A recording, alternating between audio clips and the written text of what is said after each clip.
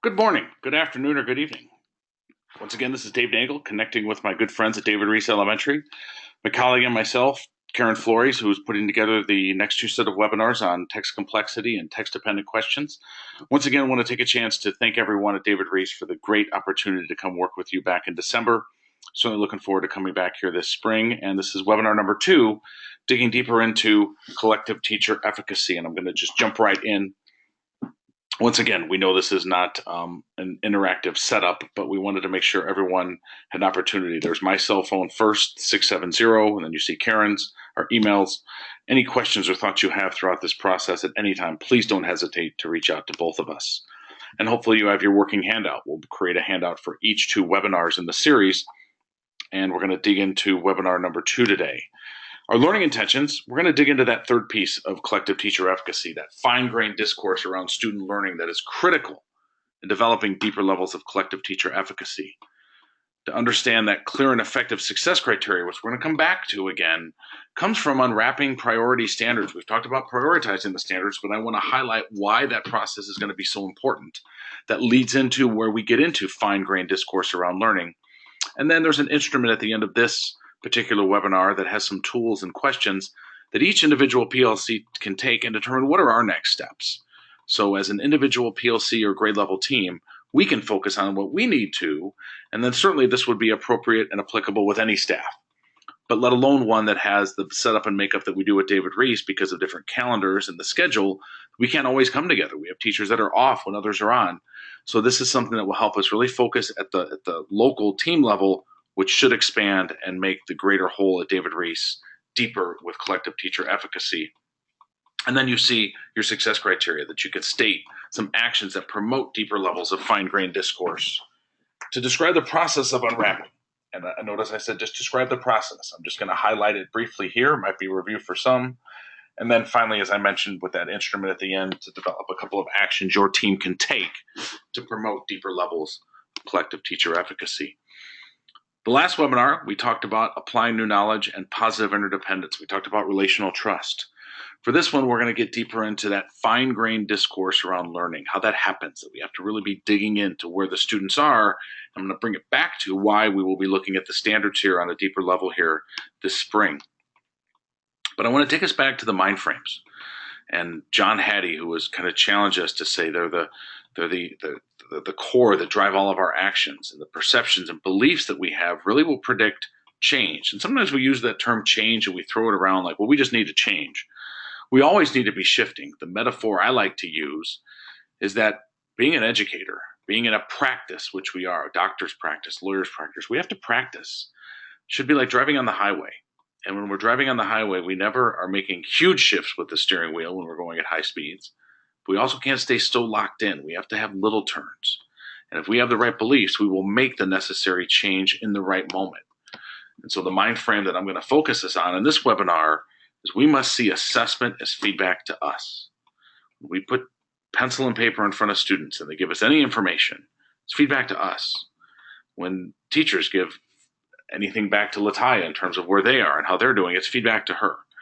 So anything that we do, we need to look at that as that's feedback for me to know what my next learning steps are, or what was the impact of my leadership or my teaching. So our first reflection question, specifically down to the classroom level, how do you currently view assessment results from your students?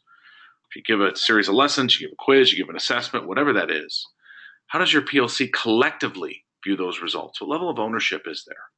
I want to challenge us to just be honest in that discourse. When we look at those, what does it do to the conversation and dialogue in our meetings?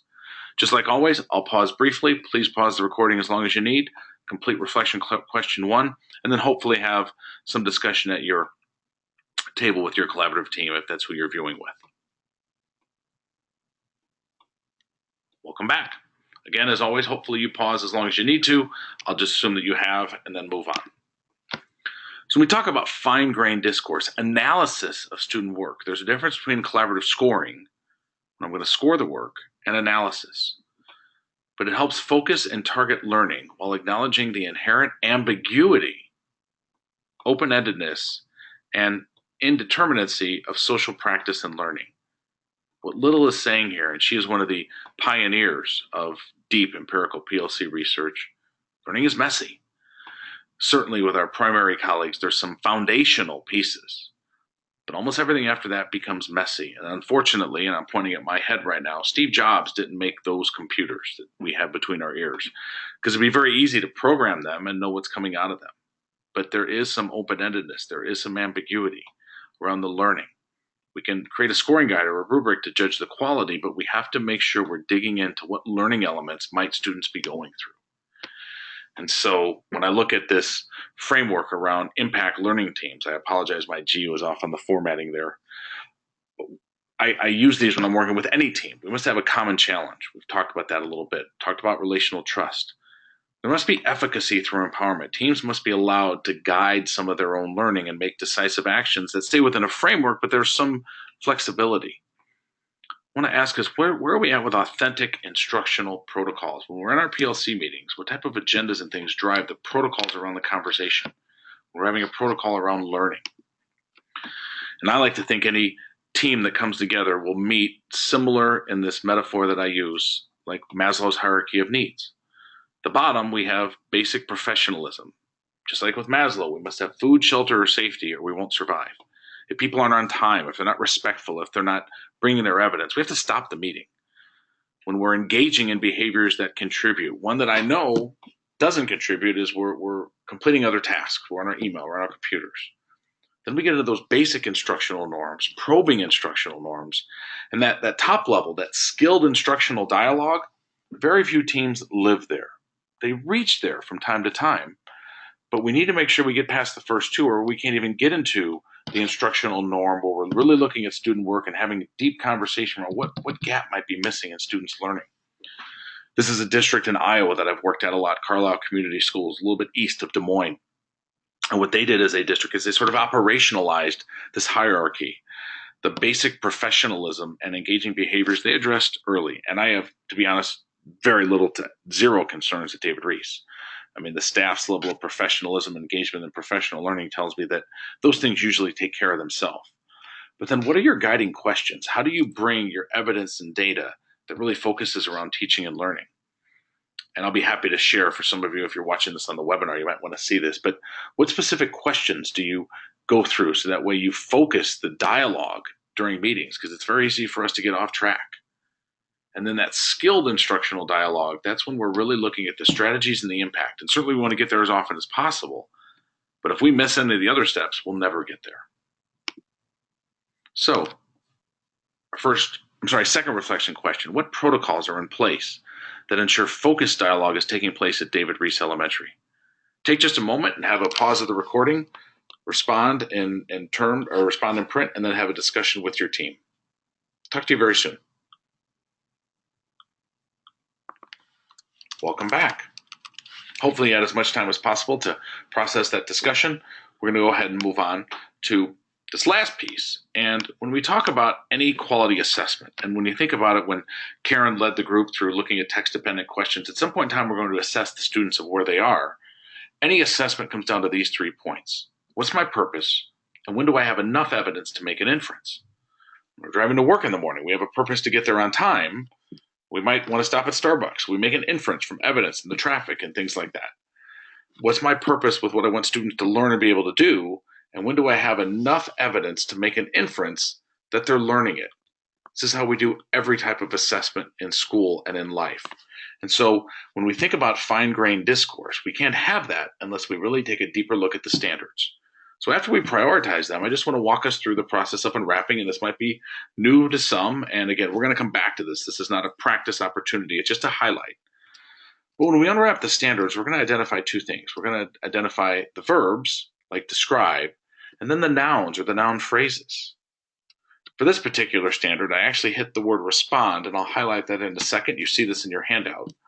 But the first thing I do on the left-hand side is say, those are my nouns, my concepts, the things the students have to know. And for them to be able to respond, they have to know what a response is. It wasn't a verb or a skill. The only skill was describe. And what they had to do was describe how characters respond to major events and describe how characters respond to major challenges. What's important then, and again, this is just an overview. We're going to come back with another one and go deeper and let you have a practice. We would go into Karen Hess's cognitive rigor matrix and look at the depth of knowledge, 1, 2, 3, or 4, to determine that this standard is written for students' characters respond at a 2 to major events, but at a 3, which is more than one right answer, to challenges. And again, this is just an overview. What's most important is first I'm pulling out what are the nouns and the verbs, and then the DOK or Bloom's helps us identify the rigor level. Just do 2 more. And again, you see these in your handout. The skill is identify, and then you see some of the nouns here, but then they also have to, and again, I've pulled it out here, understand what an explanation is or a description, even though it said explain or describe. So now I've got all my nouns, my noun phrases. There's one skill, identify. They had to identify the main purpose of a text, and then identify what the author wants to explain, answer, or describe. We go into our cognitive rigor matrix, which again, I'm going to guide us through in a future webinar, and it ends up being at a DOK level 2. So when we dig into the standards, wouldn't that better help us then when we're looking at student results? Well, couldn't they identify what the author was answering, but they couldn't what the author was trying to explain or describe? Or maybe they could identify the main purpose of the text and not some of the others, but it drives my assessment and then when I'm checking for learning.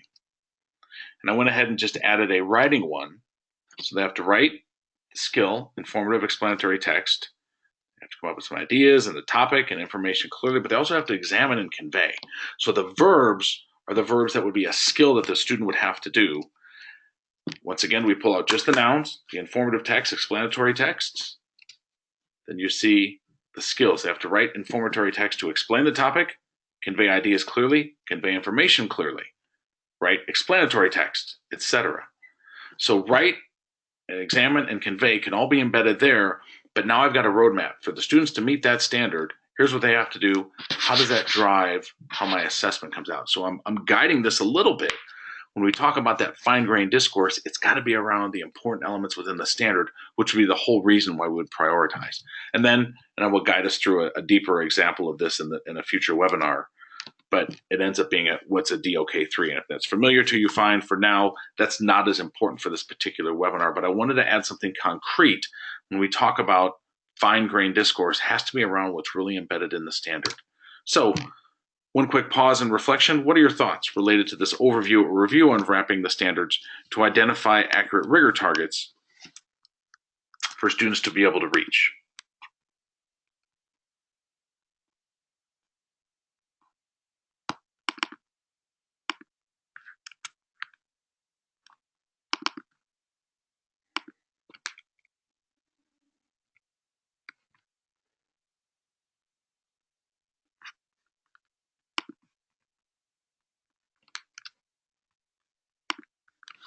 Welcome back. I had a place where I had to pause there just for a second. Apologize for that. So hopefully you had a chance to complete that last reflection. And again, we're going to go deeper on another webinar with Unwrapping where I'm going to guide us and be very intentional.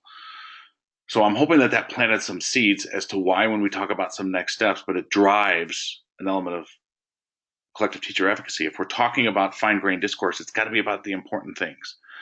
So the last thing I'm going to ask us to do, and again, I know I hit some of these kind of quick, but I've highlighted, and you see the handout, this instrument on your assessment, on your working handout. I'm going to ask every individual first, and hopefully you're doing this, as I mentioned before, in teams, that in your PLC, are these established? Do you evaluate common assessment evidence? And how you see it in your handout is, I said, our PLC. Does your PLC do these things 50% of the time, 90% of the time? Are you unsure?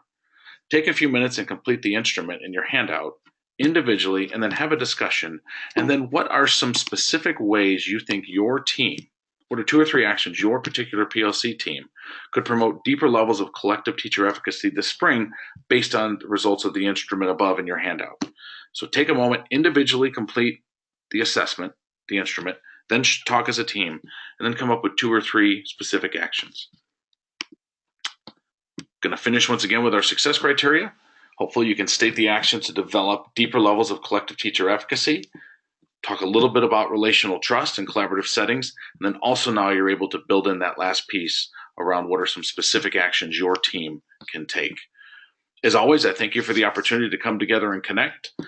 You'll see some future webinars coming up here from Karen and myself, but hopefully these are planting some seeds and helping guide the teachers at David REECE Such an honor to work with everybody around building in collective teacher efficacy. We're going to get into a deeper bit around text complexity and text-dependent questions and really help support your learning along the way. But don't hesitate to reach out with any questions throughout the process. Thanks so much. Have a great day.